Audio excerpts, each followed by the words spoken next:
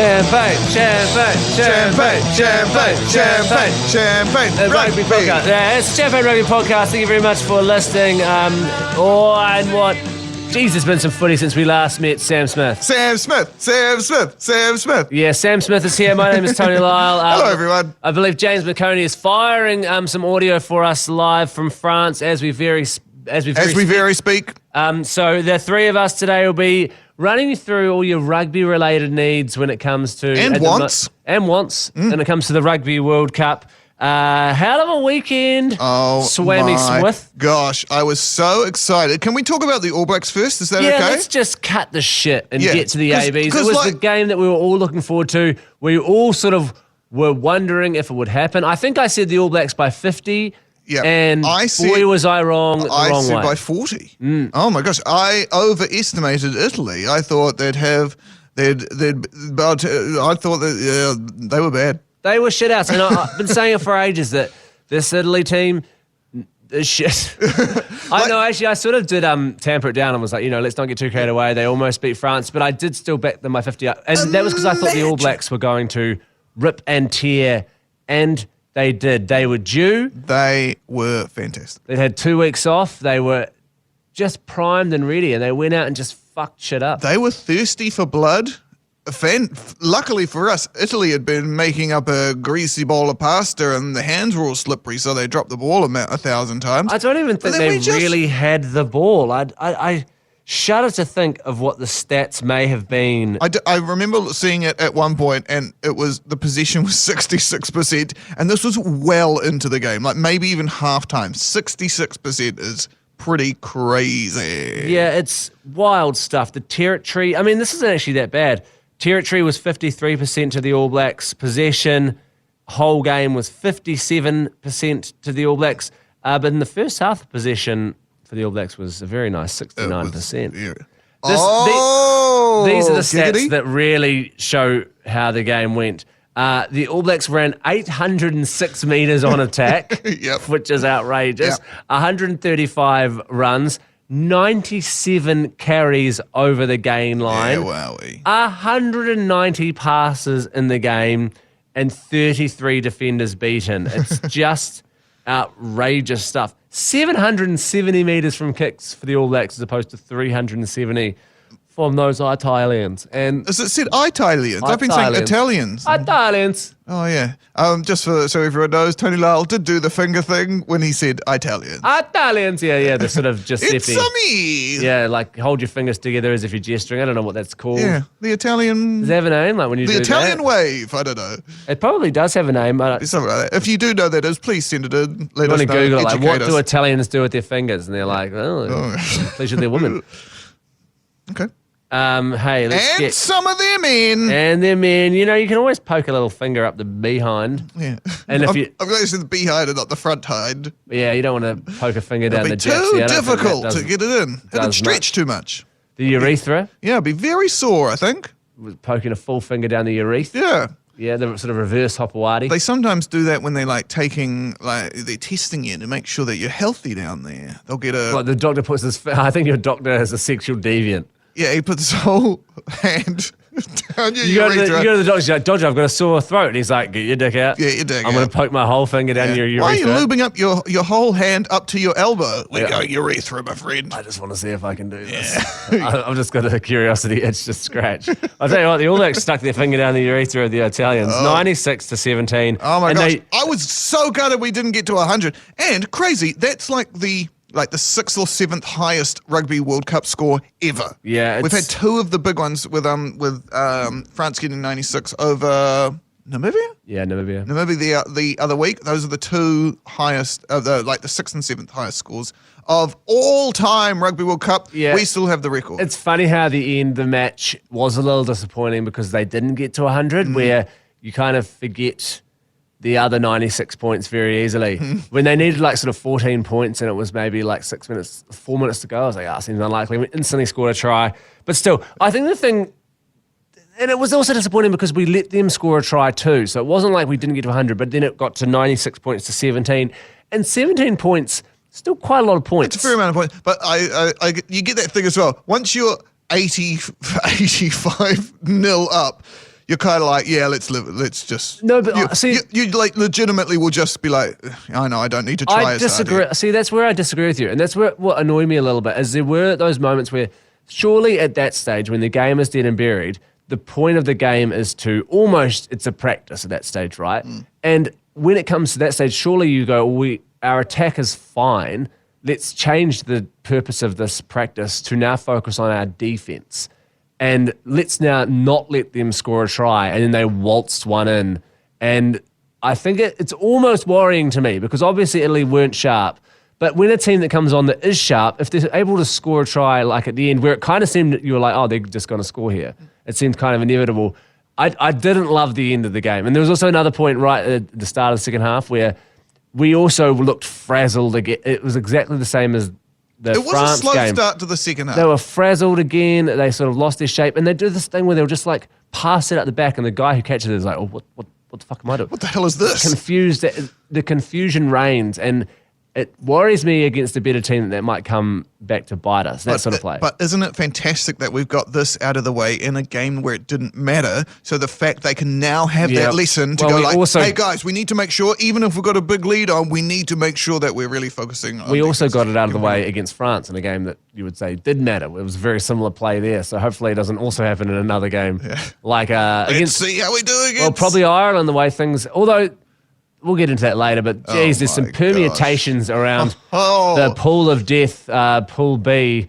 It is crazy that it is still as wide open as it is. It's nuts. And the fact that it all comes down to this Ireland-Scotland game. Are we talking about that now? Well, let's talk more about the All Blacks. Let's talk more about the All Blacks because it was an incredible game. It really was.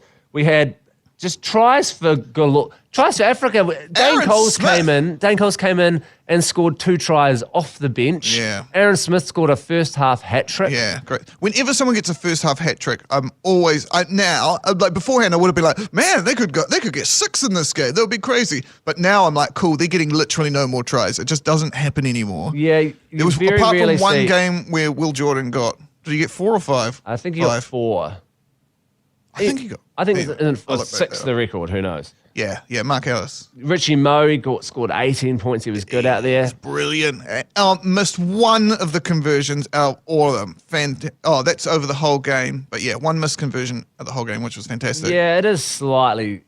One more kick and it would have been perfect, right? Yeah, that's what you don't. Play. It just shows he's human, and it shows that he's probably still the kind of guy that's looking for mates. He wants to hang out sometime. God. Richie, if you're listening, please give us a buzz. I'd love to chat with you. We'll just talk about whatever you want. We can talk about rugby. If that's work stuff for you, that's cool. We can talk about other stuff. The weather. I don't like talking about the weather. I think it's a bit bland, but I'll go through that just to hang out with you for a bit. It'd be nice. We could shake hands, maybe have a hug. We'll see what goes. Ardie Savea, player of the game. Incredible game. Also, in the post-match interview, there was a shot of his thumbnail. It is so long. He looks like he's had I don't know what it is, manicure, pedicure, whatever the one is on your hands. His fingernails are gigantically long. Do you know what that is? Do you know who also had that? Snoop Doggy Dogg. Carrie Fisher. Do you know why? Cocaine? For snorting cocaine. Yeah. I reckon that's where Ardie Savea is getting all his power from. The captain of the All Blacks is on cocaine. He's doing it off the Ranfurly Shield. He's having a wonderful time. You heard it here first. Ardie Savea is a coke addict. Okay, I'd like to distance myself from those accusations. I will stand by that. Come at me, Ardie. I'll sort you out. I was more thinking it was just to scratch people on the rucks and mauls because he's so rambunctious in those rucks and mauls. He's just frothing. He's fantastic. Like a dryer that has a sheet stuck in half of it. He just goes apeshit. I really like him as captain. Sort of coked up vibes. There's part of me that would just like to see Sam Whitelock as captain just because he's played so many games. I love Sam Whitelock as captain. Congratulations to Sam Whitelock as well. Now the most equal. Did he overtake? He overtook. He overtook in this game? He overtook. Oh my gosh, how did we not make a bigger deal of this? Richie was at 148. Sam went to 149. And this week against the rugby powerhouse Uruguay, he will hit 150 test matches. Oh my gosh, he's incredible. Yeah, it's pretty wild stuff. Sam, if you're listening, my name is also Sam. We can hang out. I'm also from Christchurch, although you're not You've from there. You've just got to stop soliciting to hang out with these people. We've got to hang out sometime. Sammy W. It was pretty much a lot of people calling it a statement piece for the rest of the World Cup. Yeah. And you have to think that after kind of getting written off and everyone was talking about everyone else, it's the sort of play, the game that they needed. Now people are like, oh, that's right. The All Blacks can be shit hot on their day, and we can beat anyone on our day. And that's whoever it is in that quarterfinal, whether it be Ireland, South Africa, Scotland. Scotland. I don't think we're the dominant team that we were in 2015, where whoever comes, they're probably going to get swept aside. I don't think it's quite like that. But if the cards fall our way on the day, any game we could beat anyone. And I disagree with you. I think we're the ultimate team of all time. No one can defeat us. We are fantastic. Go the bloody All Bees. The All Bee is what I call them. That's just bad analysis from you there, Sam, because if you look at the team from 2015 and you look at the all-time players, we're just nowhere even near it. Completely disagree. Every person in that team is absolute solid gold. They're all the best of all time. Yes, every single one of them. Great. Yep. I think literally all of them. If I was picking a top rugby world team can pick from anyone in the entire world, I'd pick the exact current All Blacks team that has been named. Out of all time? Out of all time, every player. And so any sport. No Richie McCaw, no Richie Dan wouldn't Carter. make it. No, none of them would make it. Yeah, fair enough. Yeah, I've got Ardie and Moaga in those spots. You're Ardie Savea at blind, open side flank. Not even in the position he plays for the current team. Yeah, that's right. You're moving him to That's open right. side flank. Yeah, that's the one thing I'm changing. Well, it is an interesting point. I mean, not that point you make, that's a horrific point, but an interesting point about Ardie Savea and his positional play, because I was thinking about this on the weekend, the idea that he is probably our best player. He's maybe like the best player in the world. And of all time. But I don't think he has like a position. It's kind of crazy. Like, he's not the best number 8 of all time. He is. He's not the best open side flanker of all time. He's not the best blind side flanker of all time. But he also is just like maybe one of the best rugby players of all time. It's crazy. There's fantastic. There's no position that actually kind of suits him, but he just is a freak. He could play any position. You chuck him in at prop, he'd probably be pretty good. You genuinely could chuck him in at second 5. I reckon he'd make a pretty great. good ref. I think he seems fair. He seems to listen to other people. I mean, he wears the glasses sometimes. He wears the glasses sometimes. Yeah. I don't know what you mean by that. What do you mean by that? He wore goggles in the last World Cup. Yes, I forgot about that. Yeah. He can presumably swim as well by the fact he's wearing goggles. I wore, forgot about the glasses. He wore the goggles. It was a big deal on the warm-up. It was like anything talked about, and he wore it for about 15 seconds. And then, because of his style of play where he gets in there and just goes apeshit, they just flew off, and he was like, look at this. And it wasn't so he could see. They were a protective measure because he had like a high risk of a detached retina. Yeah. So he was like, well, in case someone pokes me in the eye, this will stop it. And then he was like, nah, it's way worse. I just can't play rugby. We'll see. And evidently that's more important. He's great. He was also in my fantasy team, and that was awesome. So yeah, that would have been good. Thanks, man. I wouldn't have minded having him there. Yeah. Hey, let's talk about, you mentioned it there. We'll leave the All Blacks for now. And actually leave the Rugby World Cup in general and talk about some footy closer to home. Hawke's Bay versus Wellington. Gosh. The Ranfurly Shield defense in Wellington. I love it when rugby news makes like the headline news. And this is one of the best. Yeah, it's when you know something has really gone tits up. Of course, Hawke's Bay winning the Shield off Wellington with I feel bad for Julian Savea. He just tackled a bloke without the ball, a very silly penalty. And then Hawke's Bay got the ball, kicked it into touch, marched up and scored under the post, converted the try and won the Ranfurly Shield. And easy peasy. Boy, did they celebrate. They went and did God knows what. Smash the shield. Smash the shield. That is undisputed. There's visual evidence, ocular proof, as Shakespeare would call it. The shield has been smashed in twain. Right. Fala Fakatava in the video, it's just sheepishly holding the shield up while one of his teammates berates him. And then it gets dropped onto a concrete floor at their flat in the Hawke's Bay. Very funny. Which I do believe they just had refurbished the shield this year. Yeah. So for the first time, like, and it's like 120 years old. No, it has been refurbished before, but about 40 years ago.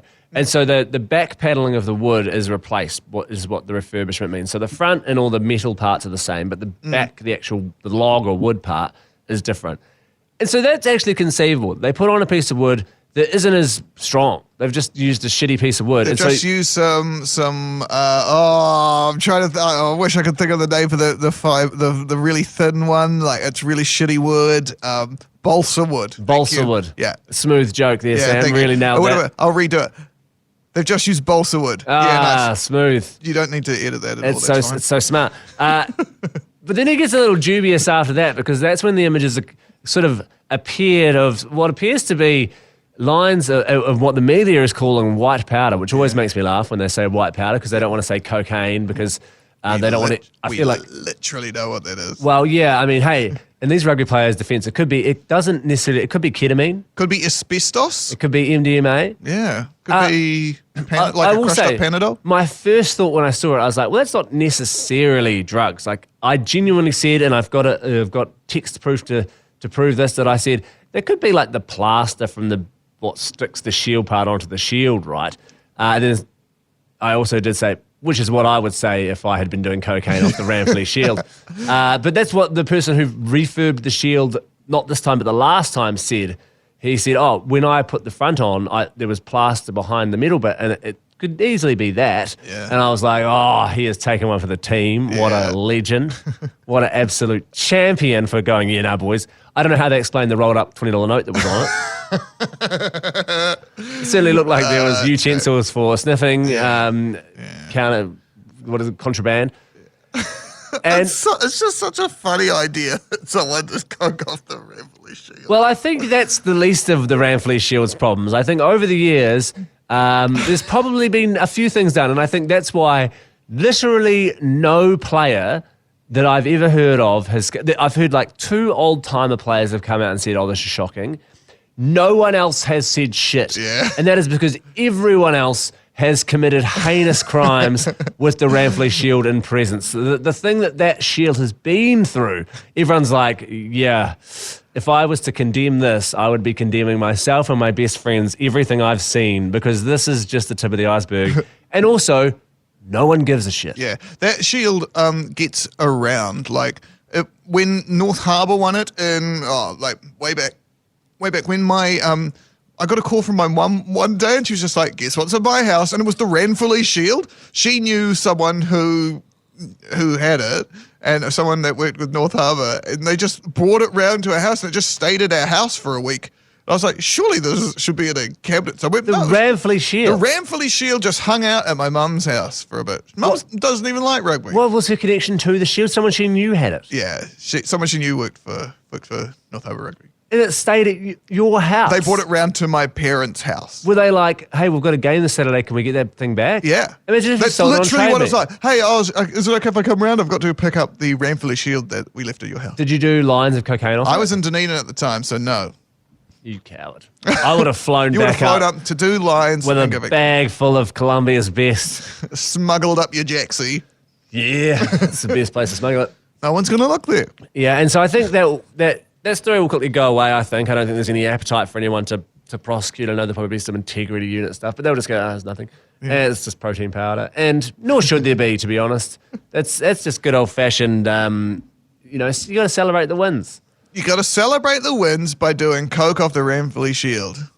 I heard if... by doing white powder off the Ramfleet shield. Right, yeah. There's nothing illegal about doing white powder. Leonardo DiCaprio did hundreds of lines of vitamin C in the movie Wolf of Wall Street, and no one gave a shit about that. I don't remember anyone getting up in arms about that. I look forward to when we win the Rugby World Cup and Dane Coles does meth off it. That'll be great. He smokes meth off the off the World Cup. Off the World Cup. Yeah, that'd be pretty rare. Great. That'd be nice. I wouldn't mind seeing that. Because if you're going out, surely this is Dane Coles wrapping up, right? Surely you just do meth off the Rugby World Cup. Yeah, well, he's confirmed that this is his last hurrah for the All Blacks. So, so do meth off the Rugby World Cup, please, Dane Coles. That'd be awesome. Methamphetamine. DC. I think it is it performance enhancing even, meth? Yeah, it'll keep you up for a bit. Yeah. I'm not too much of a meth guy, so it's hard to know, but... Not a meth guy, fair enough. Yeah. I'd say that as well if I was lying. It's bad for your teeth, so... Yeah. Other games over the weekend that we haven't covered, we had Uruguay, Namibia, the battle for the wooden spoon. Battle for the bottom. Namibia going down in that game, and they also played every game right in a row. Yeah. They got the team who was probably the weakest in the... had the lowest ranking, was like, hey, you guys also, you got to play 4 weeks in a row, and then you got to lose them all. And then I guess he can just fuck off back to Namibia. Yeah. Treated with a real lack Thank of respect. Thank you so much for coming, guys. Can you get out of your rooms because we want to hire them out? It also goes to show that teams can play 4 games in a row. I don't know why we have to. Well, they can play 4 in a row, but they can lose every single one of them. Yeah, but they're still. That's harder. They're getting their shit smashed out of them by 100 points every week. Yeah. You know how physically taxing it is. They're having to scrum with professional rugby players. Meanwhile, there's like this guy here is like, I work in IT, and he's having to do that 4 weeks in a row. I love the idea that some of the people on the team also work on the team. Like their job is that they're also like the bag carrier for the team. He drives the bus to the ground and gets out and starts as the captain. It's hectic stuff. It's great. It was a fairly, unfortunately, there was no real upsets in this round. It was Japan beat Samoa, which they're pretty even those teams. Yeah, I think Japan was always had they would have been the favourites for sure.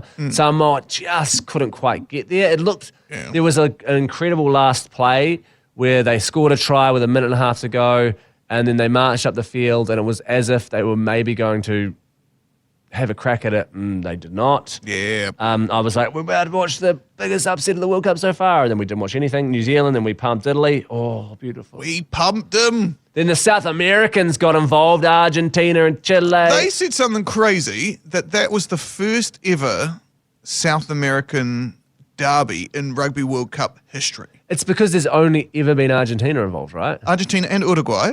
Oh, they've never played. They've just never been in the same pool. Yeah. I wonder if that is where they stack up. If there's I don't know how it works. Is there some sort of? No, it's only by ranking, isn't there? Yeah. Nonetheless, still wild stuff. Yeah. Fiji, Georgia, 17-12. Fiji made fucking hard work out of it. It was, this was the one that I was like, oh yeah, Fiji's they're gonna dominate here. Georgia will be good up front, but it was tough. Yeah, it is wild. It was so close in the end. Fiji did what they needed to do, which is good. Which is just win to get them through, hopefully, to the quarterfinals now. But, there was a moment there I was like, oh, no, Georgia, what are you doing to me? You know, we all love an underdog, Georgia, but unfortunately, you're not the underdog we love in the situation. That's Fiji. Fiji is the underdog. We want Fiji to win. Yeah. Georgia's it's like the underdog. We want a mid-underdog. We want a realistic underdog. Yeah, realistic underdog. Yeah. We don't want Namibia to somehow win the Rugby World Cup. No, well, that would be all right. But we don't want Namibia to beat a underdog that is we prefer. That's really in a different underdog. Yeah. Because Fiji, they're close to home. They play in Super Rugby Pacific. We know the players. They're like your favourite second team in Super, right? Well, for me, I loved Ndrua. And then Georgia, I have no connection with at all. I've just seen them be gangsters in a few movies. It's the capital. The capital is Atlanta. Oh, just a wee nice. Georgia joke there. Yeah. Georgia is also a state in the United States of America. They're a smart bunch. Yeah. Scotland then pumped the shit out of Romania. Oh my gosh, so much. Dusty Graham, 4 great tries. Yeah, I wish he was in my fantasy team. He was in mine. Yeah, but it's smart play. It didn't even occur to me to put him in there, to be honest. 84-0. And then Australia, speaking of teams making hard work out of shit, 34-14 they beat Portugal, which I think is that is like the worst result of the tournament. That's pretty tough. Portugal, man, I just don't know whether they just haven't ever been around, and now suddenly they drew against Georgia, so they they're good. Not Australia's worst result, I shouldn't say that, but still, you want to be beating a team like Portugal by more than 20 points. Yeah, it's just a shit show. Shame on you, Eddie Jones. Yeah, I'd say he will be. He has clocked off. He has clocked off. He's smoking meth. Not even out of a trophy. He's just smoking out of a good old fashioned light bulb. He's doing it openly during the post match. I think they're still in contention. They still can. Because it's still a bonus point win. So I guess maybe I should shut up and it's fine. No, they're not getting. But I think if Fiji lose to Portugal in this last game, will never happen. It seems unlikely. Then Australia would go through, and that would be so unjust if that was to happen. It'd be such a crime. And it's like those years in Super Rugby where like the Blues are really good and then the Crusaders are like, nah, bo. Yeah, well, that'll be great. I guess so. When were those years? Like last year. They weren't really good. They were pretty good. They were fine.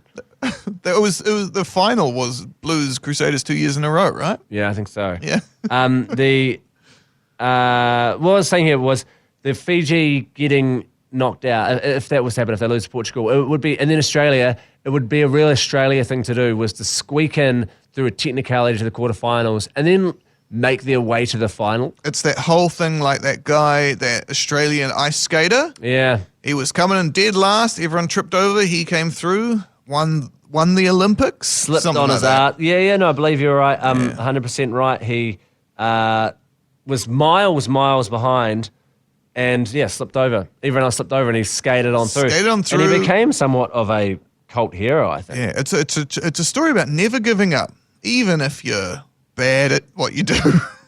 Even if you're absolutely shithouse. Stephen Bradbury. Stephen Bradbury. Shout out Stephen Bradbury. Good on you. You should play for the Wallabies. Bradbury. And then I was disappointed in this last result of the last game of the round. South Africa, Tonga. I just had this in my head. I was like, Tonga are going to win this game. This is going to be the upset game. They're going to beat South Africa. South Africa are going to, screw the pooch and... I don't know, maybe knock Ireland out of the Rugby World Cup. I thought that would be very fun. That would be amazing. And if Tonga beat them and then Scotland beat Ireland, Ireland would be out. That would be very, very funny. But they didn't. Yeah, Tonga, 18 points, South Africa 49, comprehensive victory in the end. Yeah. But that pool is a flaming hot mess now because it is all open to interpretation. Essentially, if Ireland win, there's no... Yeah, Ireland top, South Africa second if Ireland win. Yeah, there's no fun at all. Same as a draw, Ireland and South Africa. But if Scotland win, it gets pretty crazy. So if Scotland win and they get their 4 points for a win and Ireland get 0 points, don't get any bonus points, Scotland goes through second and South Africa goes through first. So Ireland, and I know that's saying Scotland's got to beat the best team in the rankings on the world, but it's not an outrageous sentiment, right, for them to beat Ireland. And that sounds crazy, right? Like, if Ireland are top going into the last round, they can drop all the way to third if they lose to Scotland. If they lose one game, I know, because but it's still a loss, and then it means that they would have all had one loss.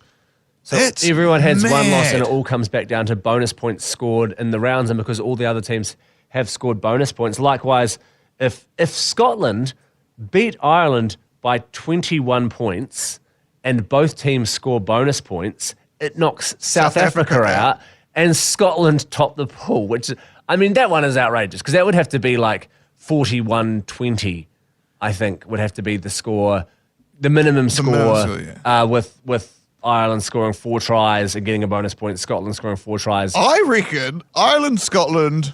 Hey guys, come on, let's just make this happen. Well, there's been a bit of chat about that. I think it's a great idea. I think someone asked the South African coach and he was like, you shut the fuck up, yeah. You don't bring that sort of talk around here. We play proper sport here, you shut up. Yes, pass me that bratwurst. And I always say bratwurst, but it's not. Yeah. It's Braai. German. It's braai, yeah, the old braai. Pass me some of that braai over there. Yeah, delightful. We'll buy a house in Bransby. And who parked your car in the car park? Yeah, but I feel like... I would love if someone did something shitty like that. Completely unsportsmanlike. They fully just rig it. I think that's great. They walk out there, score the tries, and then they bring a box of beers and chairs out and sit in a circle. They just where in the rules does it say you can't not do that? Yeah, and nowhere in the rules does it say a dog can't play basketball. There was a game of football, I believe, where the teams, for whatever reason, were trying to lose, and it turned into a shit show where the teams were basically running at their own goals, trying to score. Trying to score their own goals. That has nothing to do with this.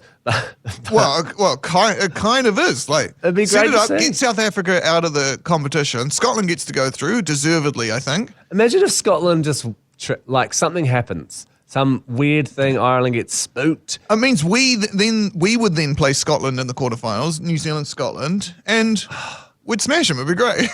Yeah, which is probably how Ireland are feeling right now. They're like, we're probably going to be fine here, guys. Scotland aren't looking like world beaters. No one's thinking, Scotland are going to win the World Cup. No one, even I'm not. I'm like, here, I'm giving Scotland a chance to beat Ireland by 40 points.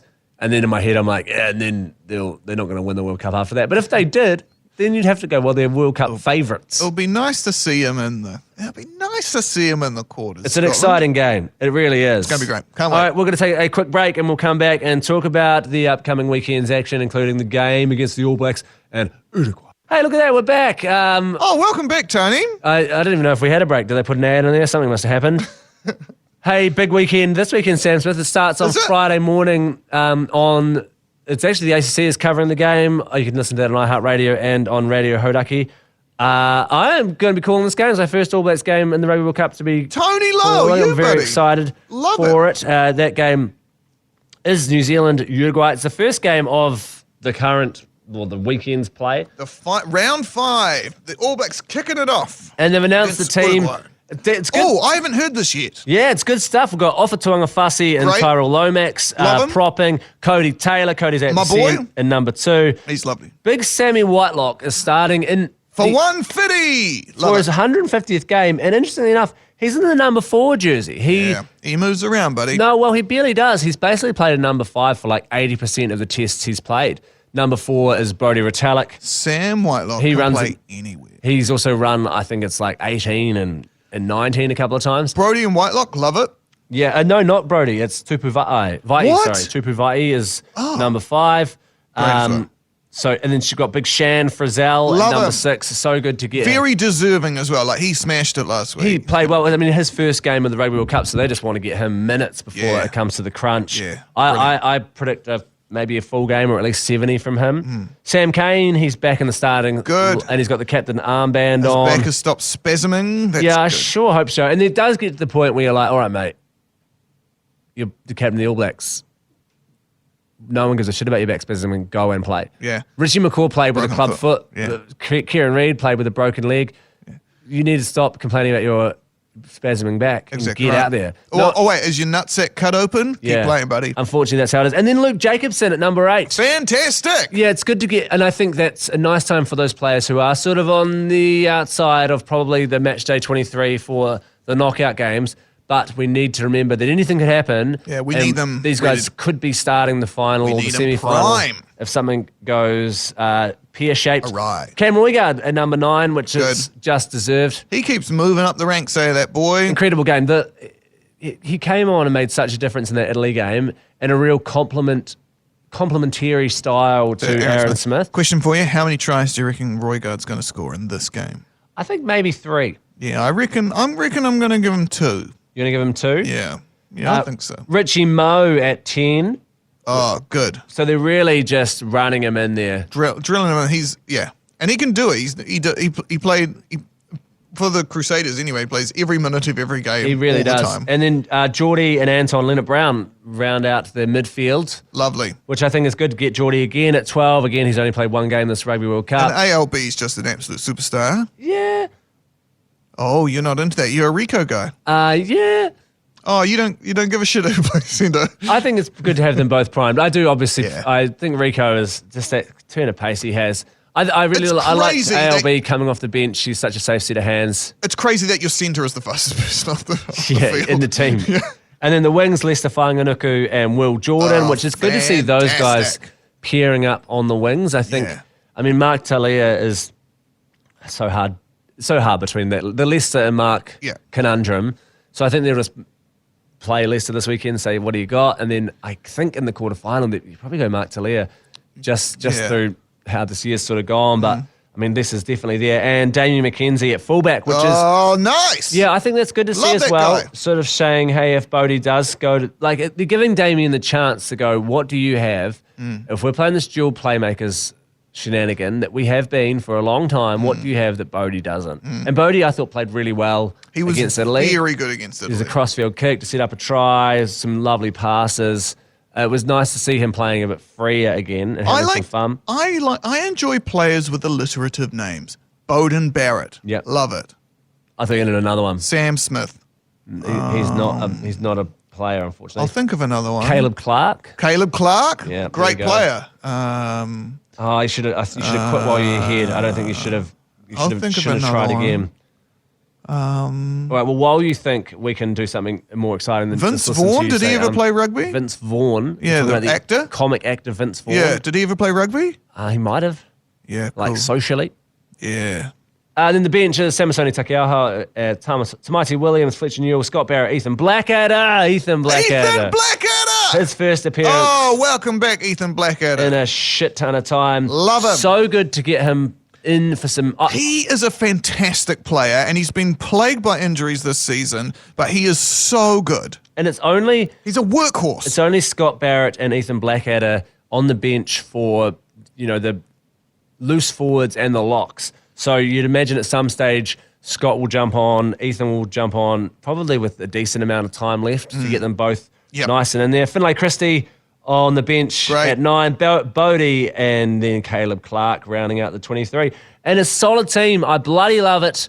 I think it's perfect for this part of the tournament where guys like Aaron Smith, who have played a lot of rugby, just get a week off to freshen right up. His old bones. Dane Coles has another week off just to freshen them up and get them champing in the bit and even make them watch. Make the boy watch. Get them on the sideline and be hey, look at these young players. Aren't they spectacular? This is what you've got to be. Next week, we might start them if you guys don't up your shit. Yeah. You've got to have someone at your back to keep you prime. Otherwise, you relax. Yeah, and it's just good stuff. I mean, no one's predicting much in the way of a result from Uruguay. I think it should be a good old-fashioned trouncing. I hope.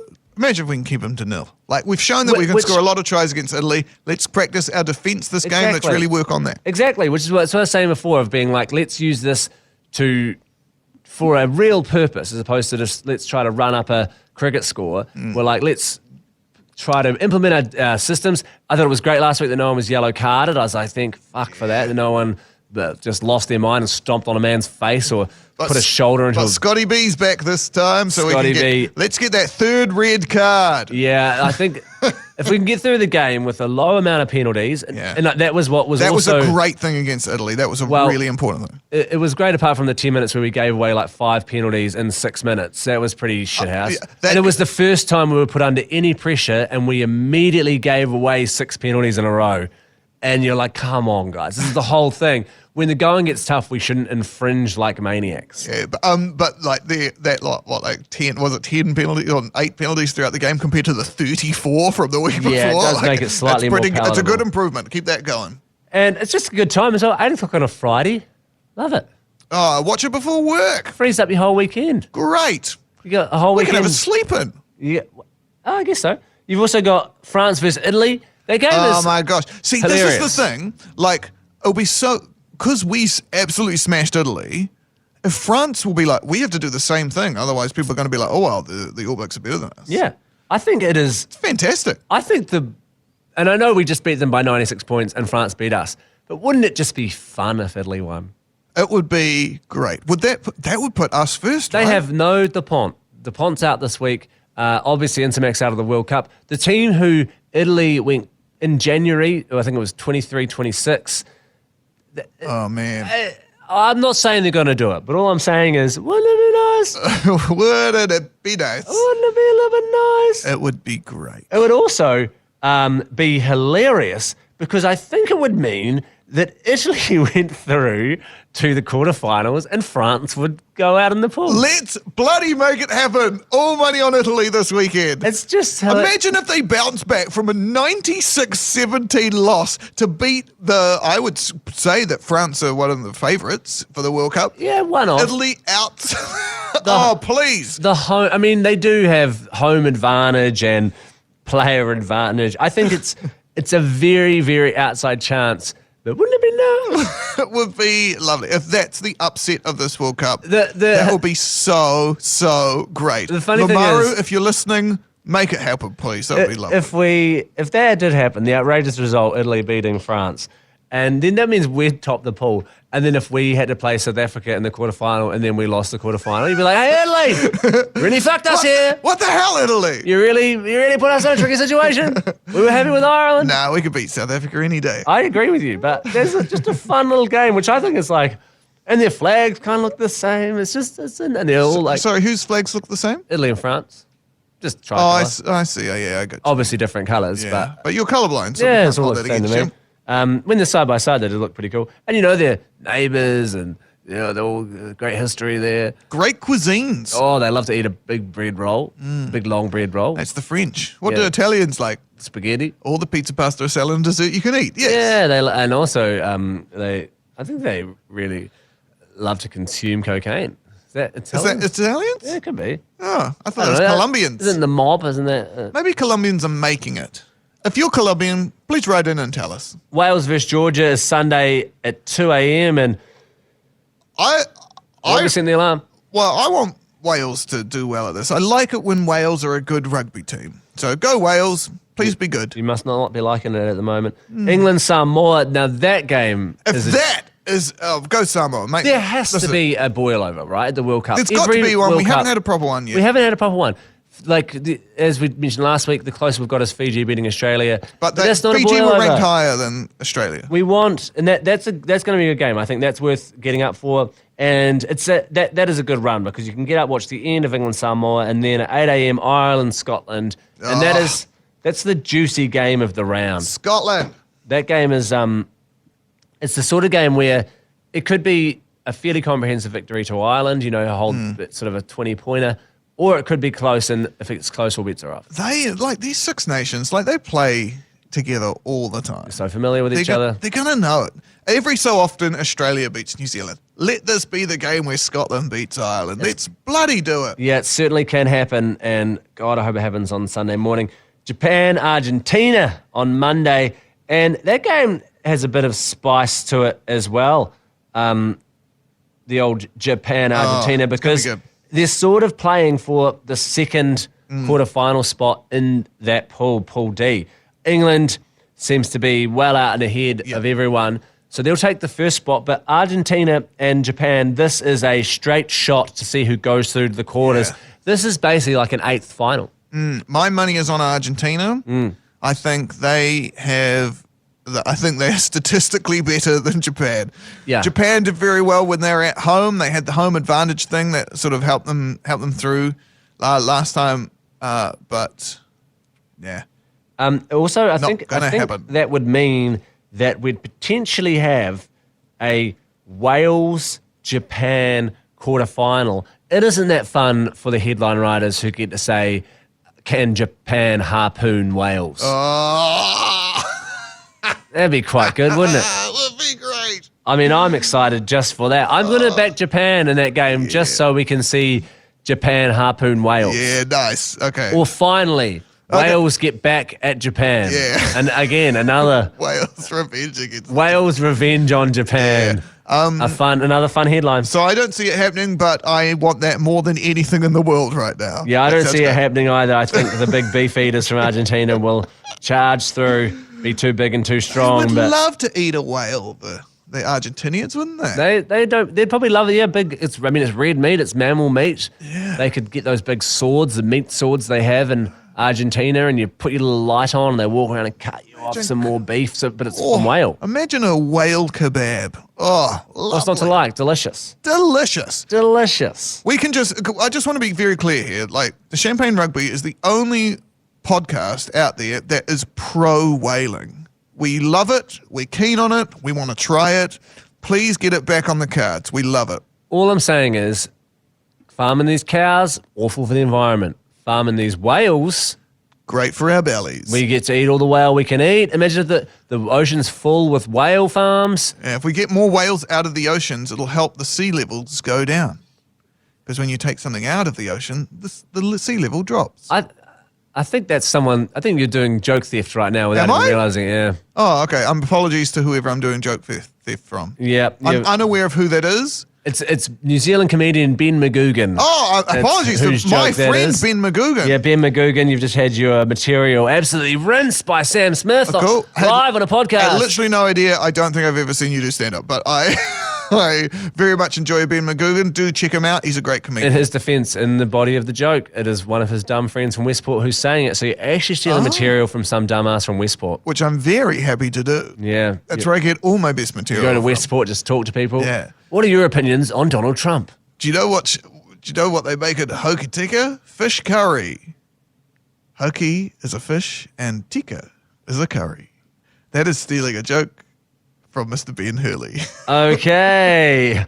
Relevant. Tonga, Romania. Has he said that on a stage? No, before? not on stage. He said it once. Do you know what I think is the worst joke I can think of? And it was there. It was very funny. Well, I'm glad you said that because I was like, oh, that's a crazy Don't want to joke. besmirch the name of the wonderful Ben Hurley, lead singer of The Itch. Tonga, Romania, 9th of October on Monday morning. I want Tonga to smash the shit out of them. I think they will. One last hurrah. Tonga are a great rugby team, and they've unfortunately just been pipped against like three of the greatest, the first, second, and fifth ranked teams in rugby. Yeah. Tonga haven't been given a fair chance. This is going to be their time to run up an absolute massive scoreboard. It's going to be 60-0. Yeah, it's a tough one for Tonga, but yeah, let's hope they have one last hurrah. And so good to see guys like Malakai Fekitoa out there just absolutely carving it up. Shout out to Ben Tamifuna as well. He is great. What a guy. What a rig. Shit, he's a unit. Is he the biggest person I've ever seen in my life? I think he's the biggest person of maybe who's ever existed. He is great. Do you know the song Wrecking Ball by Miley Cyrus? That's actually written about Ben Tamifuna. That seems vaguely body shamish, but anyway, let's go on absolutely not.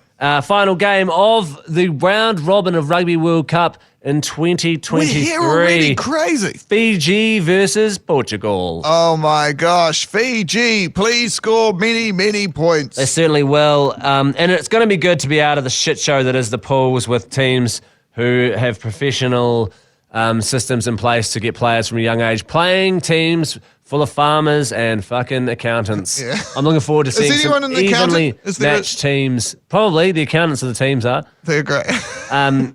It's impossible to argue with. There is someone in the Portugal setup who has to do the accounting. Yeah, and you reckon it's that lock guy who's really good? His name's like Martinez or something like that? Potentially. So Fiji should comfortably win that one. But yeah, let's see how we go this weekend. Could be a couple of interesting results. There's sort of a path that's well worn that we all expect to happen into these quarterfinals. The one we've seen time and time again. Let's mix shit up. Yeah, there really could be a good Go mixing Italy. it up. Go Scotland. Italy, Scotland. I think that's the end of my It's list. sort of the end of it. I wouldn't mind seeing Japan pip Argentina just for the headline. Again, we are pro-whaling here. We really want to just mark our territory and say up the harpoons. Up the harpoons. And obviously we're referring, I guess it's metaphorical and literal. Yeah. And we'll be back next week to talk, because it's quarter-final time next week. Can you believe we are there already? Yeah, it's crazy stuff. And I think we are just past a month to go until the final. Oh, sweet Jesus. Isn't that crazy? Again, whoever organised the World Cup, just what a shit show. Oh, it's lovely. We don't need a week off next time. Do not give them a week off. They were like, oh, there was a week off last time. It's because there was a fucking typhoon. Yeah, I reckon. Isn't that crazy? There was a typhoon. We didn't play Italy. We didn't play Italy. We didn't have the game we just had last time. That's why we lost that. That's why we lost, because we had a week off. We were out of practice. We were exactly out of practice. Right. We were coming hot. So last World Cup didn't count. It didn't count. We didn't get to play that last round, Rob. It didn't count. The idea that professional rugby players can't play every week for 6 weeks or 7 weeks, it's outrageous. I think it's good. I think the World Cup should last over a year. Oh, good God. Imagine that. That final would feel incredible if everyone played over a year. Add that to the pile of horrific I think it's a fantastic idea. Sam has had. You make the World Cup over 1 year. You play every team home and away. It's a series. The winner at the end takes it all. It'll be so you'd like to see the All Blacks play Namibia home and away? Yes. Score 200 points aggregate against Namibia. It'll be more, I think. It'll be great. It'll be absolutely fantastic. Well, on that hot take, we actually have another hot take to jump to right now. So we'll say adieu, Sam Smith and Tony Lyall here from the Export Beer Garden Studio. We'll say au revoir. And remember that AC coverage of the game on Friday morning, 8 a.m. on iHeartRadio and Radio Hodaki. Tune into that. But we've actually got James McConey beaming in from Paris, France. He is, I don't know what he's going to talk to you about. He could be saying anything. I hope he doesn't say anything massively aggressive or cancelable or homophobic or anything like that. I hope he sticks to just the rugby. Yeah, not his normal chat when we're off normal air. chat when we're off air. It's horrific. It really is. Some of the things that man says. So we'll throw to James McConey and we'll catch you next week. Thank you for listening, everyone. You guys are cool. Close it out for us, James. Hello and kia ora from Paris, a rainy Paris on Tuesday. And, oh, yeah, I know. Feel sorry for me. Oh, is that right, James? It's raining in the most beautiful city in the world? Oh, you poor thing. Oh. But it's a working day, really. I've just been down to see Wales and caught up with Warren G. If you want to be with me, and let me hear you say Warren G. Big old Gats. He's looking quite slim, actually. And the Welsh team, in good spirits. They're kind of on this high, riding a high. And Gats made the point that, 4 Northern Hemisphere teams could top the 4 pools for the first time ever. And so are we seeing a change? Has the tide turned? Is it all heading north? But anyway, I did see George North as well, and he is a big human. And you know what? The one thing about Wales is I thought, do they have enough big humans? Because when you look at the battle between Ireland and South Africa, the benchmark, you can't go in there with a pop gun forward pack, and I think Wales look pretty strong. The only thing is that they just haven't been together for as long as those two sides. You've got one, South Africa World Cup winners, defending champs, some solid combinations bedded in there, and then Ireland, number 1 team in the world, we're just, we know what they can do. And yes, their talisman, their first 5, Johnny Sexton, has grey hair, just like me, but, he just runs the cutter perfectly. So, yeah, let's talk about it. The All Blacks have been named for the game against Uruguay, or Uruguay, as the fans tell me, from that part of the world, from Montevideo. And look, there's a few talking points. Richie Mo'unga starting at 10 again. So they're not really deviating and giving him a rest, because I thought, it's like, it should be resting time to put your feet up if you're locked into the first 15. But Mo'unga plays, he starts. But then also Cody Taylor, he's played a lot of minutes, and I feel like Cody is taking that extra step, hasn't he? He's leapfrogged Samasoni Taukeiaho, and so now a lot of these, I guess what you call them, key crusaders, are forming the backbone of the team. Sam Whitelock, after breaking Richie McCaw's record, he starts as well. But then if you've got an eye on the players who you've wanted to sort of emerge, if you like, Tyrell Lomax gets his first start of the tournament at tight head prop after having that huge gash, massive gash that he got at Twickenham, probably one of the biggest gashes you'll ever see. And then there was, that was on his knee, a gash on the knee. Yep, 1, 2, 3, gash on the knee. Is that like a country western song, like a square dance thing? Gash on the knee, 1, 2, 3. Anyway, so I'm going to move on from that to out the back there. Damien McKenzie gets a start at fullback. Lester Fainganuku, who is pretty much the player I've really wanted to see at this World Cup, starts on the left wing, and Cam Roigard continues to be ahead of Finlay Christie. So Roigard starts. Finlay Christie, the clown, is on the bench. Still great depth, though, when you look at the bench. Beauden Barrett's there. Dog roll on the bench. Play the song. Dun, dun, dun, dun, dun. Let me see your dog roll. They call him dog roll.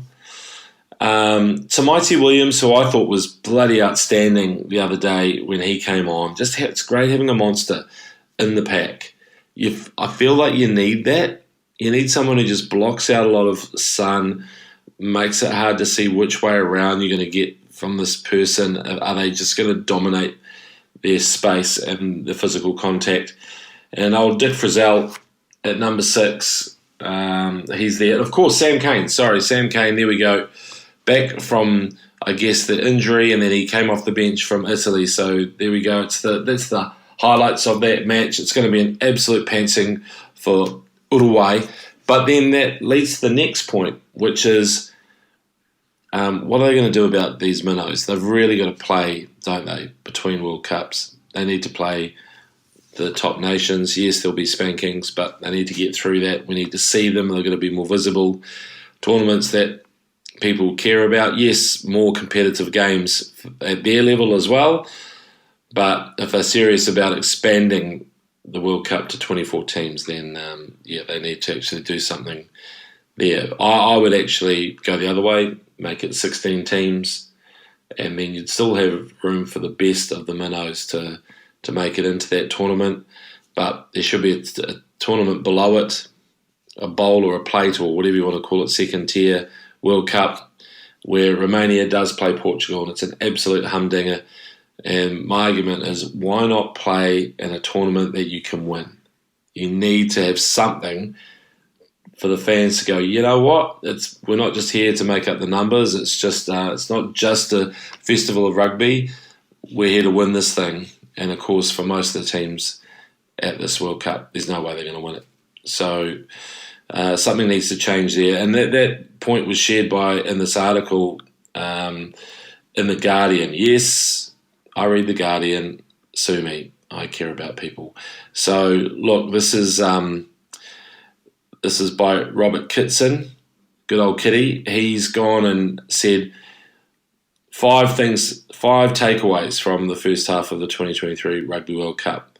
BT Dubs, my favourite takeaway is the sausage, egg and cheese crepe from the crepe stand across the road.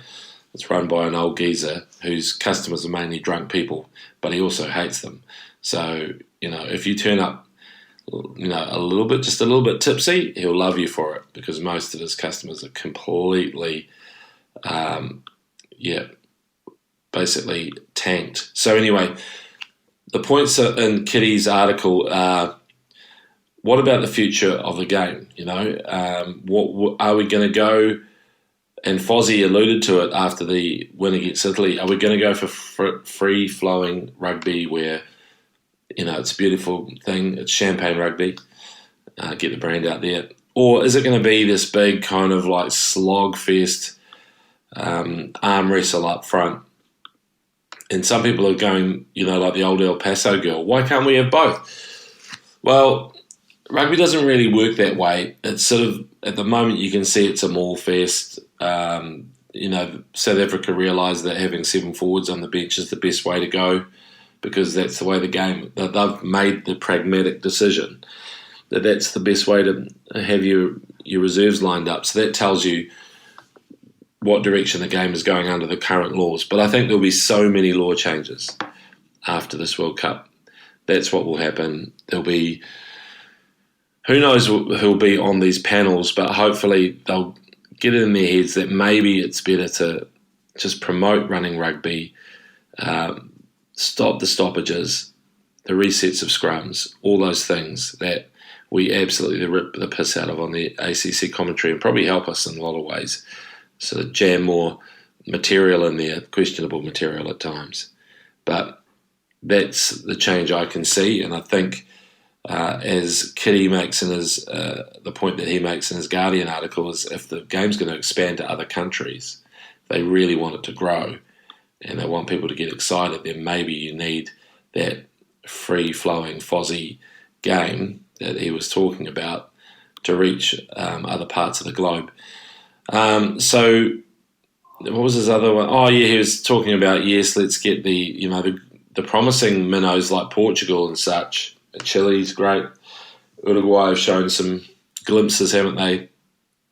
Let's get them playing. Let's get them, why can't Portugal vie for a spot in an expanded Six Nations? Why is there no promotion and relegation in that tournament? They opened up to Italy, 20-something years ago, a while ago now, and then it's just they'll shut the door again. So I think they need to work on that. The bunker has been under scrutiny. The yellow cards. My biggest issue with the yellow/red cards is if you accidentally take someone out, a bit like Angus Ta'avao against Ireland last year, and Tom Curry early on in the Argentina game, he was playing for England. 2 minutes in, he's gone, and that's a red card for an accidental head clash. So I think there needs to be some kind of orange for accidental or something like that. And maybe there's murmurings of an orange card, but there's people on our side of the game, on the media side, have been calling for orange cards for a long time where, okay, it is direct contact, but the mitigating factor is you had no frickin' idea what was going on. So we're not going to punish you for the entire game for that. Reviewing the structure of the tournament, you have talked about that. I just think that, if you let the best 16 go hammer and tongs, then you will get a much better tournament. And I know players need recovery time, but I would probably just say I'd give them an extra couple of players and have a shorter break turnaround between games, because the gap from Monday to the next game's on Thursday night in France. So that gap is just cavernous and nothing really happens. And there's not, even the shows here, they sort of dry up as well. They've done their best on French TV with their rugby shows. But this is one thing where old Kitty, Robert Kitson, makes his point about promoting the stars. And even on my mate's Rugby World WhatsApp chat, the WhatsApp group, the Rugby World Cup WhatsApp group, even on that group, everyone's saying, you don't actually see much of the players, do you, apart from the games? You don't see interviews. There's not much content coming out. And people still remember Jonah Lomu. They still talk about, past World Cups. So building up the heroes or having a style of game where you can say, hey, look at this guy, he's on fire. Everybody's talking about them. There is a hype around this weekend's Scotland versus Ireland game and all the permutations. There's many, many, many of those. But really building up those heroes and saying who's taken this tournament by the scruff of the neck. At the moment, it's Riwahad Bandiaki from Manurewa, who's pretty much been the best player on show so far.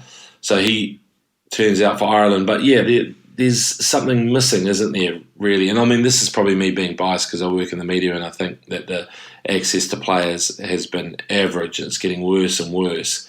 But I think the teams aren't necessarily picking up that slack and creating their own content as well to say, hey, these are our guys. And if you look at your social media timeline, you're not getting fed much other content from Rugby World Cup apart from just stuff that's generated with a few memes and a few big hits and whatever else is pumped out. Just sort of really controlled by the rights holders there. And look, there's ways. I'm probably, because I'm a reporter and I like having access to players, maybe there's just got to be some sort of in between where you can still actually see a player and talk to them because it's bloody impossible at this tournament. So, yeah, there we go.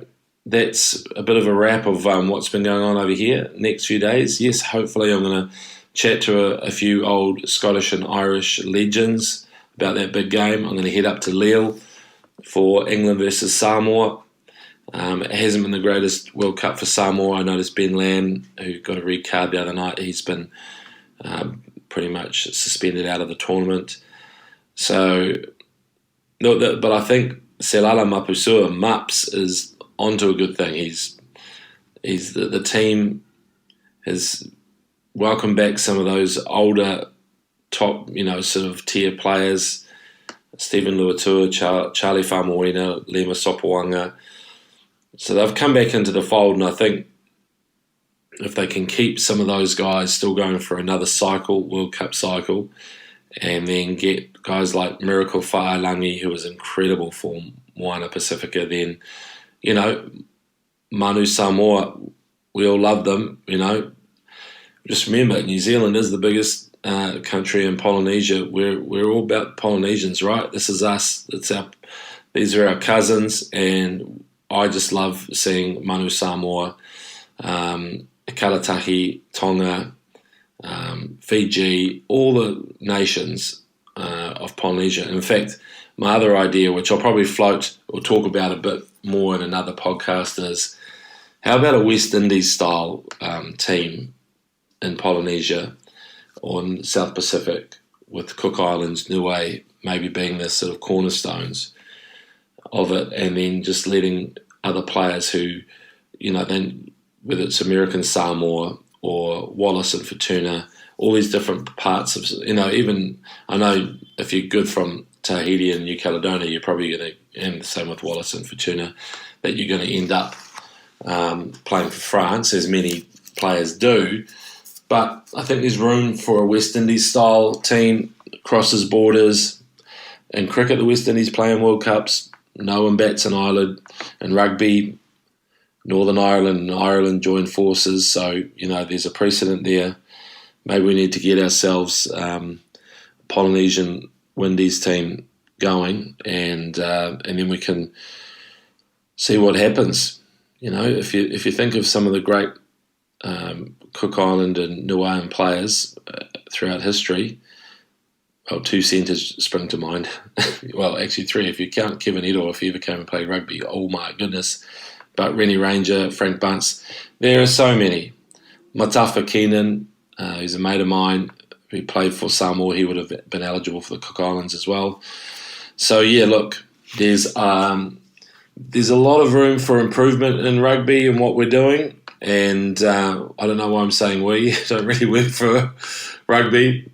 I do love the game, and hey, I love you guys. Miss you. I've got the ACC over here, the taste of home, and out of context. Matt Heath, G Lane, Mania Stewart, and Joe Jury are here, and I went and saw them for a little drink, and immediately there was whiskey and shots on the table. So they are like a comet. They're happy to crash and burn a big old asteroid coming in from the ACC. The ACC asteroid has hit, and they leave on, I think, Saturday.